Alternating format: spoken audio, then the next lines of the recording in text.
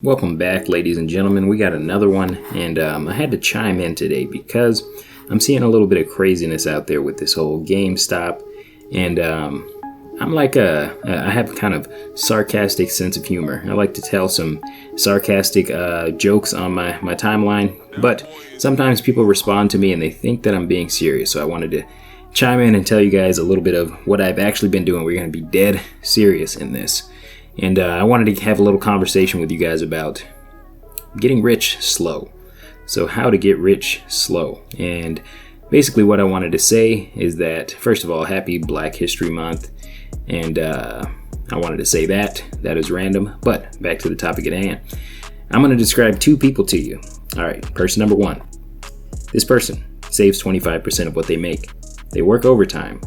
They read and educate themselves on investing. They own multiple businesses and multiple homes. They prefer to stay in most nights, but they're willing to spend their time off refining their overall scheme. Person number two. This person spends more than they make. They hardly work at all. They let the news and the internet tell them what to gamble on. They own no businesses. They own no property. They go out, drink, gamble, and smoke, and chase the opposite sex on the weekend, every weekend. Now, gun to your head, if you had to decide which one of these people is rich and which one of these people is poor. Who would you say is rich and who would you say is poor? Now, obviously we know the answer is the second person is rich because the second person is a rich rapper. I'm just kidding, I'm making another bad joke on the channel. But you guys know what I'm getting at there. And what I'm getting at is that being rich and being poor, for most people, obviously there are some people out there that due to physical or mental constraints, they have no other choice than to be poor, or due to where they were born, or some other circumstance. There are some people, a very small minority of people, that are born in a rich country, they will be poor. But for the overwhelming majority, being poor is a choice, and this is the part where people are going to dislike and leave nasty comments and say that this guy, you're just privileged, and even though I'm like on a deployment right now, but this guy's privileged, he doesn't know what he's talking about, and this is the part where people get mad and leave the video. But being poor it's a choice once you know what you're doing. It is a choice, and it is a set of behaviors. It's a set of characteristics. So the reason why I say that is because it is very obvious to identify which one is the poor person. Now, is it that cut and dry in real life all the time? Is it always just bad decisions? No, but there are bad decisions that can be made, and you should avoid those at all costs if you want to do better financially and in life in general.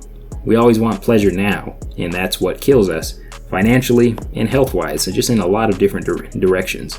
I mean, think about it. There's a lot of things out there that give us pleasure now, and they could give us a lot of pain in the long term. Or they give us pleasure now, and they give us a lot of pain in the very short term. Like, let's say, going out and getting very drunk.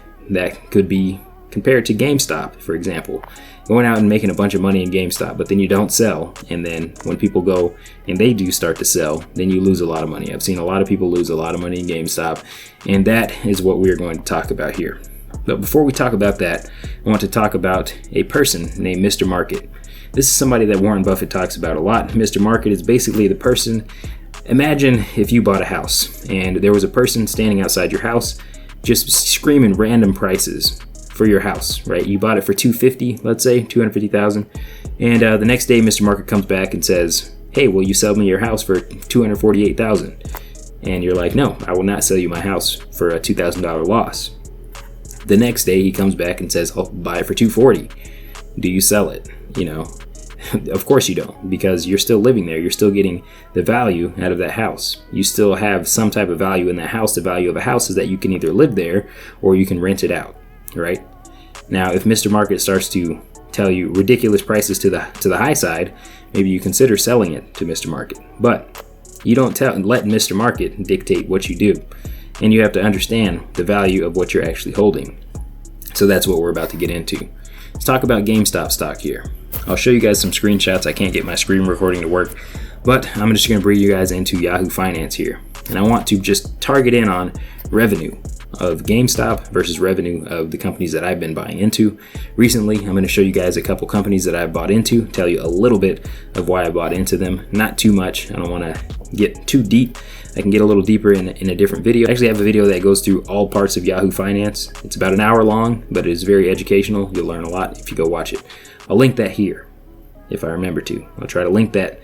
Let me just link it in the description. That's going to be easier for me. GameStop, we look at the revenue. We got $9.2 billion in 2018. We got $8.2 in 2019, and we got $6.4 in 2020. Right? So it's going down. We see a downtrend. And I'm just going to focus in on revenue here. Obviously, there are way more things to value about a company than just how much money they're bringing in the door. There's how much their costs are. There's a lot of different things. But generally, what I wanted to say is that this company is losing money, and this company is making less money year after year. So let's go to next stock, which is Dropbox. This is one that I recently bought into, and we look at their total revenue. We're just focusing on revenue today. $1.1 billion 2017, $1.3 billion 2018, $1.6 billion 2019. All right, trailing 12 months, $1.8 billion. So they're growing a lot, right? So that's a good growth stock. Kimberly-Clark, we see that they have a general trajectory up, right? We've got 18 billion here, 2018. We got 18 billion 2019 and 19.1 billion 2020, right? They're generally kind of flat.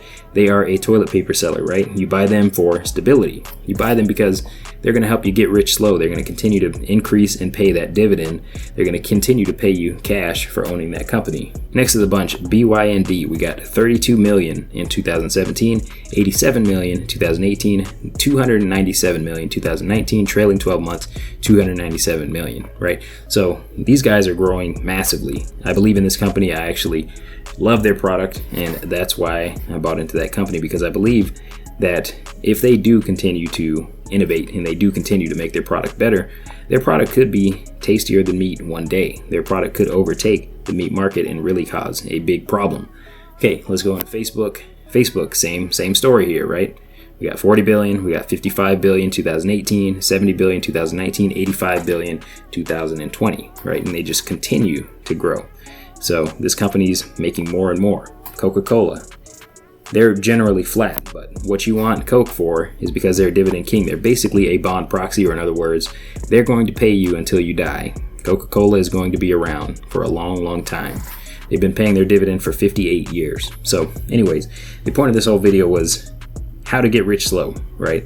You don't YOLO into these stocks. You don't do something that could possibly make you a bunch of money, but it could possibly lose you a bunch of money.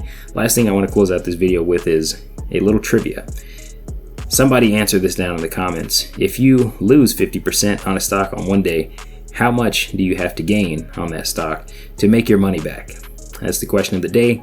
Hopefully you guys liked this video. If you did, make sure you give it a thumbs up, and I'll see you guys in the next video.